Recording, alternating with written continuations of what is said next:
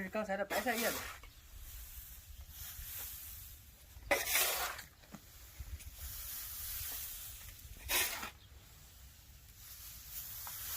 这样呢，简单一搅拌，直接就可以养牛用了。来，跟我来，效果怎么样？大家看一下。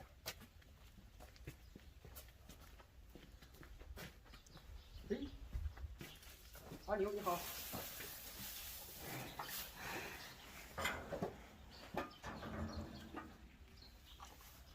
现在呢，可能还是没有到饭点儿。那个阿牛已经起来了。像这个青草料啊，尤其是像这个白菜叶子或者是萝卜秧之类的这种青料，其实牛冬天是非常喜欢吃的。咱们在